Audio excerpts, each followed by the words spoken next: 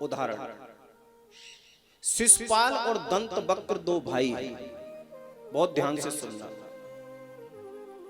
शिशुपाल और दंत वक्र ये पूर्व जन्म में रावण और कुंभकर्ण थे, ये दोनों भाई। और उससे पूर्व जन्म में ये दोनों भाई हिरणाक्ष और हिरण्यकश्यप थे। यही दोनों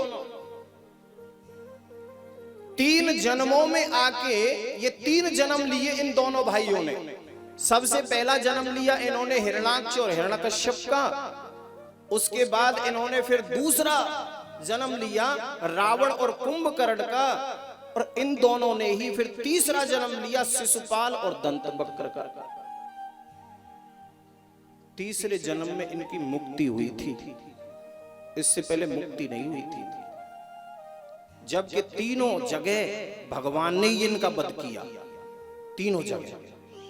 हिरणाक्ष और हिरण्यकश्यप जब आए तब भी हिरणाक्ष कहते हैं लोभ को, बहुत ध्यान से सुनना कथा।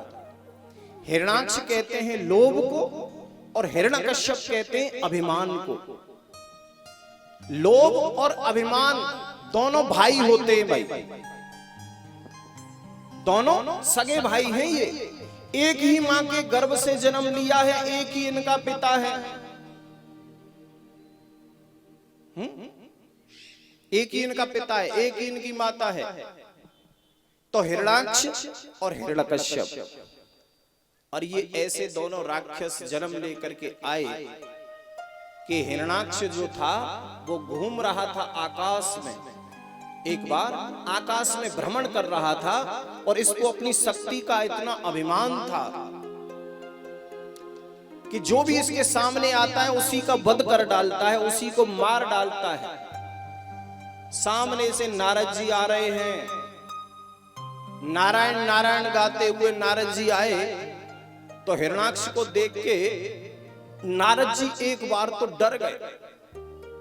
लेकिन नारद जी का सम्मान राक्षसों में भी उतना ही है जितना देवताओं में है। हाँ, नारद जी का सम्मान सब जगह है।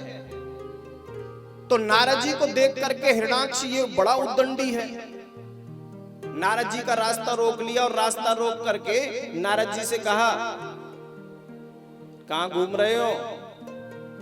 नारद जी बोले, बस प्रभु से मिलने जा रहे हैं। बोले, प्रभु से मिलने बाद में जाना, पहले मेरा एक काम करो। नारद जी बोले, क्या? बोले, देखो आज हमारे हाथों में बड़ी खुजली हो रही है, पैरों में भी बड़ी खुजली हो रही है, तुम हमारी खुजली मिटाओ। बोले, कैसे?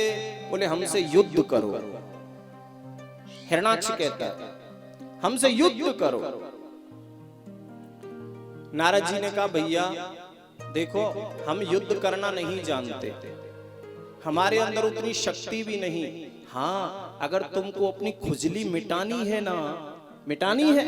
बोले, बिल्कुल मिटानी है। तो मैं तुमको एक ऐसा योद्धा बताता हूं जो तुम्हारी खुजली ऐसी मिटाएगा, ऐसी मिटाएगा कि जीवन में दोबारा खुजली उठेगी नहीं। हाँ, हमेशा के लिए खत्म हो जाएगी। हिरणाक्ष ने पूछा, बता कहां है?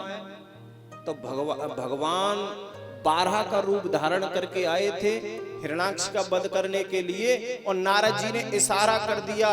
बोले, देख, वो तुमसे भी बड़ा योद्धा है, उससे जाकर के युद्ध करो, ऐसी खुजली मिटेगी, दोबारा कभी उठेगी नहीं। 12 सूकर का रूप धारण किया था भगवान ने। और आध्यात्मिकता से देखें तो 12 जो ये हिरणाक्ष है, लोभ को कोई मार ना सका आज तक। ध्यान रखना, जो लोभी व्यक्ति होता है ना, लोभ जिसके अंदर है, उसको तुम दिन रात प्रवचन दो, दिन रात। जिसके अंदर लोभ भरा है ना, उसको कितने भी प्रवचन सुनाओ, कितनी भी पुस्तकें पढ़ पढ़ करके सुनाओ, कितने भी उदाहरण, उसकी समझ में कुछ नहीं आता। वो लोभ कभी मरता ही नहीं। और लोभ एक ऐसी वस्तु है जो कभी आज तक घटी नहीं किसी की, हमेशा बढ़ती है। लोभ कभी किसी का घटता नहीं है, लालच बढ़ता है जिसके अंदर होता है। और मार तो कोई सका ही नहीं आज तक इसको। इसलिए लोभ को किसने मारा? स्वयं परमात्मा ने मारा।